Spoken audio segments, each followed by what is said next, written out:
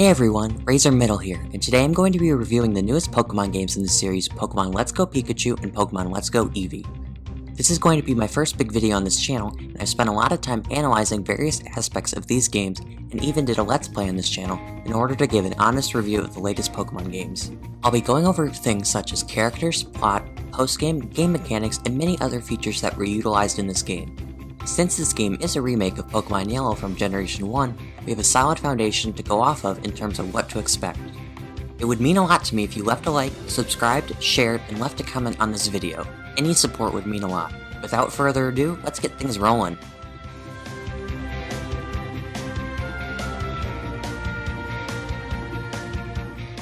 First things first, we need to talk about the elephant in the room, and discuss the biggest and most controversial game mechanic change. Wild battles and random encounters are completely erased from the game, and instead Pokemon appear in the overworld for you to catch. Catching works fairly similar to how it does in Pokemon Go, where you do not need to battle the wild Pokemon besides Snorlax, Electrode, the legendary trio, and Mewtwo, and instead you only need to throw the Pokeball with your Joy-Con to capture the Pokemon. You can use various types of berries to make the catching experience easier. As of the recording of this video, catching Pokemon in this game, at least for me, can be quite an annoying process. While it is fun to pick and choose which Pokemon you want to run past or encounter, the motion controls on this game are not the best, and no patches have been released thus far to counteract the issues. Even when you eventually hit the Pokemon with the Pokeball, the likelihood of them staying in the ball isn't very high. Only Pokemon in the early parts of the game are more than likely to be a one Pokeball catch. The farther you progress, you could easily have to use 5 Pokeballs just to catch one Pokemon. Added on top of that, Pokemon can now run away at any time, similar to how the Safari Zone worked in other games. But the worst part of all is that even when you miss your throw, your Pokeball disappears. All that money gone down the drain and you're just poor and sad. Where do the Pokeballs go? Why can't they be reused when they don't hit anything? These are questions that need to be answered. Honestly, is there a Haunter or Gengar following around playing tricks on you and stealing all those missed Pokeballs? It's like they evaporate into thin air. The logic makes absolutely no sense. But I digress. Calm down, calm down. Happy thoughts, happy thoughts.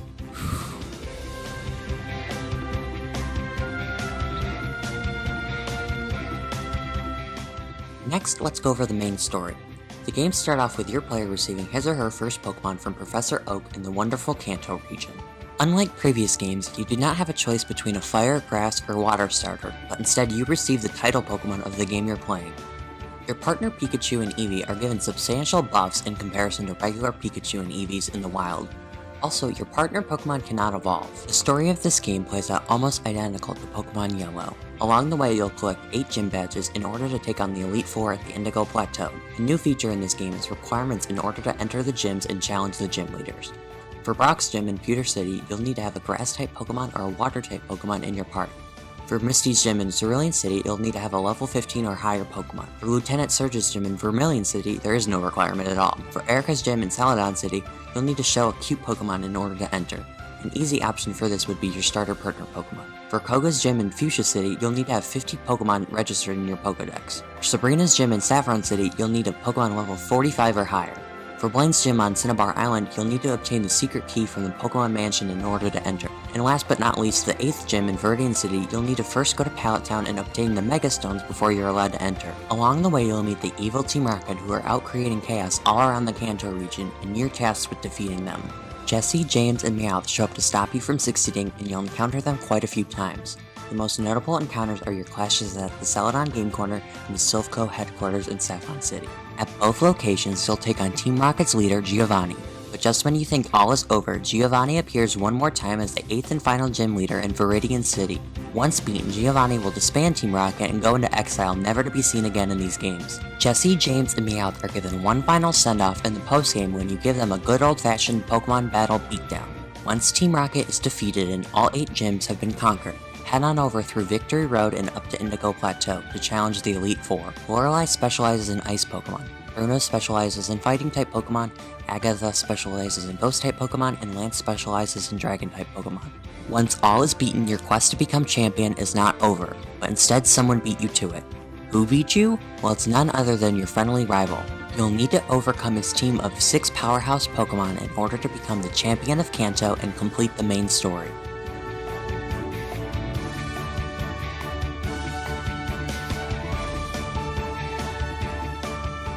Let's shift to focusing on the characters in these games. Pokemon Let's Go Pikachu and Pokemon Let's Go Eevee bring us old and new characters. As mentioned prior, your new rival in the game is Trace, and he's your best friend. Trace has the same goal as you, which is to become the champion of Kanto. The Elite Four is also the same and has nearly identical teams as well. Both Gym Leader and Elite Four rematches are available in the post-game, and all of them have stronger and somewhat different teams. Various characters who help you along your journey include Professor Oak, Mr. Fuji, Bill, the Silphco President, the SSAN Captain, and various aides who work for Professor Oak. They help you along your journey by giving you useful items, guides, and techniques respectively. A couple of familiar faces appear that are epic inclusions to this game. Since this remake no longer focuses on our protagonist Red or Green and our antagonist Blue, we'll get to see them in some new roles. We will first meet Blue, and we will encounter him several times throughout our journey. Unfortunately for fans of Generation 1, Blue isn't as mean and jerky as he used to be, so whenever we get a chance to beat him down it doesn't feel as satisfying, but nonetheless his inclusion is pretty fun. After you defeat Giovanni and become the champion of Kanto, Blue will take over the Viridian City Gym, which sets up the events for Generation 2 sequels Gold and Silver. Green appears in the Cerulean Cave after beating the champion. You'll first need to capture Mewtwo only to find out that Green was trying to catch it first. She's not happy by this news that you caught Mewtwo first and challenges you to an intense battle.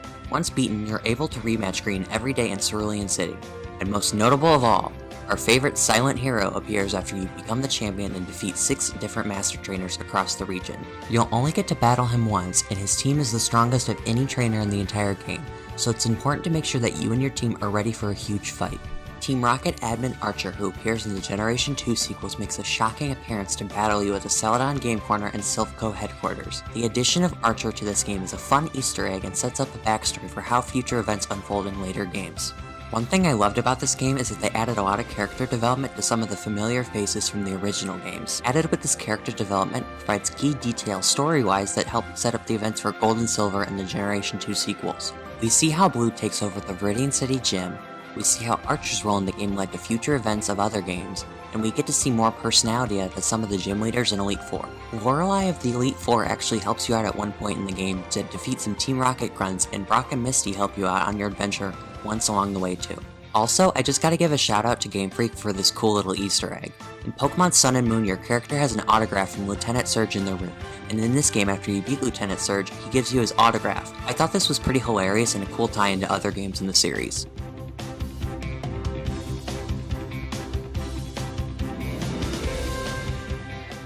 Now onto some features and various mechanics included in the game. It's quite noticeable from the start of the game, but for the first time ever, you're able to play Pokemon in HD. The graphics in this game are phenomenal. Everything looks so cool, clean, and crisp, and these graphics give me high hopes for what the future of Pokemon would look like on the Nintendo Switch. One negative I did notice, however, was when I was playing in handheld mode only. Some locations were noticeably glitchy, my character's running speed slowed down a bit. This happened for me only in Viridian Forest and on routes 19 and 20, where clearly there are a lot of frame rates and colors being used all at once. I'm not sure if this issue happened with anyone else or anywhere else in the game, but it did happen for me. Leave a comment if you experienced something similar and where. Anyways, your character is customizable, giving you the option of hair color, skin tone, and gender.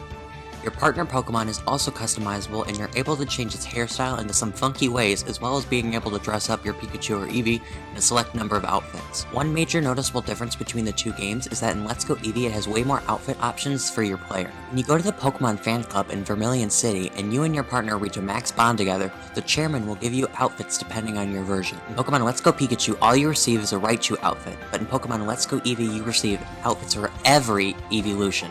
It's a little unfair seeing the limited options of customization the game has for your player character, but I feel like they did this since more people likely bought Pokemon Let's Go Pikachu since he is the company's mascot and most recognizable Pokemon, so they wanted to give some extra love to Let's Go Eevee by giving players a little bit more features. Alolan Pokemon are accessible in this game and bring a lot of balance to the competitive scene in the game. The typings and stats of these Alolan Pokemon are diverse additions to what we normally know of the regular Kanto Pokemon. One way to get these Pokemon is to transfer them from our next new feature in the game, which is Go Park in Fuchsia City. Go Park allows you to transfer your Generation 1 Pokemon from Pokemon Go into the games. Once transferred in, you can catch them as you normally would any other Pokemon. Go Park in Pokemon Go is also how you'll be able to obtain 2 brand new Pokemon, Meltan and Melmetal. For a guide on how to obtain them, check out my video here. Last but certainly not least, a huge feature of this game is the epic return of Pokemon following you. For the first time since Heart Gold and Soul Silver, which were released in 2010, all Pokemon available can follow you around. Some Pokemon can even be ridden in the sky or sea. Might I just add that some of these walking and running animations from these Pokemon are the most amazing things I've ever seen in Pokemon. Being able to ride on Snorlax, Starmie, Lapras, Charizard is just breathtaking.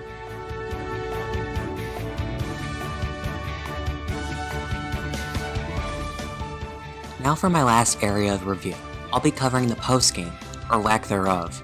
To say it shortly, I'm pretty disappointed with the lack of post-game in these games. After beating the champion, capturing the legendary Pokemon, battling Green, Red, and Blue, there is really nothing left for you to do story or exploration-wise. I was super bummed to find out that the Sevi Islands were not included in these games, like they were in Fire Red and Leaf Green, which were the original remakes of Generation 1. I'm hoping for some DLC, but since Pokemon has never done DLC before, I don't have high hopes, and it's super sad. A new feature in the post-game was the introduction of Master Trainers, which are battles with trainers who specialize in one specific Pokemon at a super high level, and you have to battle them with that same Pokemon too. Once beaten, you'll be given the rank of Master for that particular Pokemon.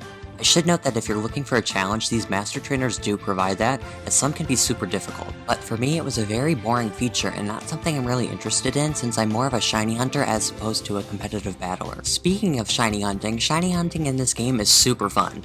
You can shiny hunt at any point in the game just like in past games, and shiny Pokemon can appear at any time. But for the first time ever, they appear in the overworld just like any other Pokemon. I found a random shiny Metapod in my first playthrough of Pokemon Let's Go Pikachu not even 2 hours into the game. The shiny odds in this game are the same as they were in Generation 7 with a 1 in 4,096 chance at a standard rate. You're able to increase your odds of finding shiny by creating a catch combo by catching the same Pokemon 31 plus times in a row. Once you reach a catch combo of 31 plus in a row, your odds are maxed out for that catch combo. Additionally, if you use a lure and or shiny charm, your odds increase even further, making it more than likely that a shiny Pokemon will appear. Also, don't forget about Pokemon Go, since you can easily transfer Pokemon from there too. So in short, the odds of finding a shiny Pokemon with a lure and shiny charm is 1 in 273. To get the shiny charm, you'll need to complete the Pokedex excluding Mew, Meltan, and Melmetal. Since there's only 150 Pokemon, this is fairly easy to do, and forums like Reddit have trading threads that are open for you to find someone to help you trade Pokemon if you don't have, compared to the base shiny rate of 1 in 4,096 with 0 boosted odds. All this information was found on Cerebi.net, and you can check it out there if you want any more information. All in all, as a shiny hunter myself, I'm in love with the shiny hunting method in this game.